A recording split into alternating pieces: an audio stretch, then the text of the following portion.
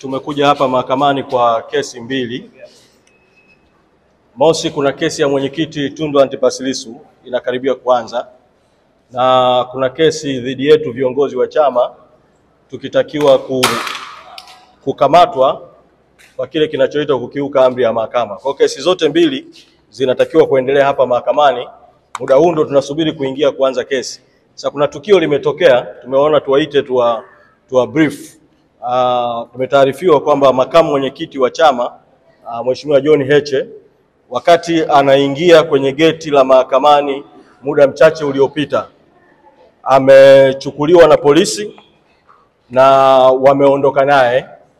Nimepigiwa simu na mmoja wa wasaidizi wake vile vile muda mchache wakati nakuja kuzungumza na nyinyi, amenitaarifu kwamba wamemuingiza kituo cha polisi Central. Sasa tunaita kusema mambo mawili. La kwanza ni kutoa mwito kwenu wanahabari, sababu tukio hilo limetokea kwa ghafla hapa na wengi mlikuwa juu, kuweza kuwasiliana na newsroom zenu ili kwenda kufuatilia hilo tukio kituo cha polisi kati, au kama wamemhamishia kituo kingine cha polisi basi kufuatilia tukio hilo. Lakini la pili, tumekwishaelekeza mawakili wetu waelekee moja kwa moja huko polisi kwenda kufuatilia kuhusiana na swala hili. Tutakapopata taarifa za ziada tutawa brief, lakini sasa tumeona tuitoe kama breaking news kwa makamu mwenyekiti amechukuliwa na polisi.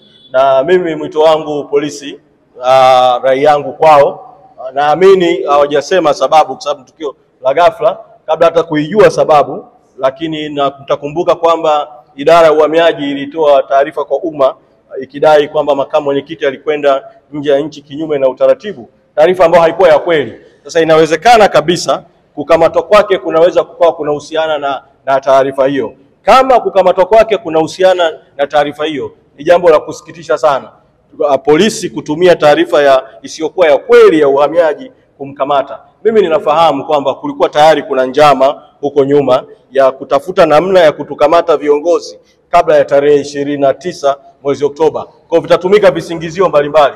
Hata mimi pamoja na kuwa niko huru sasa na nitakwenda kushiriki hiyo kesi iliyofunguliwa dhidi yetu kutafuta amri ya mahakama kutaka kutuweka ndani, lakini naweza tukatoka hapo na tukakamatwa tu kwa sababu nyingine yoyote, kwa sababu kuna jitihada za kujaribu kutuweka ndani mpaka baada ya tarehe 29 mwezi Oktoba. Kwa hiyo tupeane nafasi sasa tufuatilie swala hili kama nilivyoomba wanahabari mfuatilie, lakini vile vile mawakili wetu wanakwenda Central kufuatilia. Asanteni sana.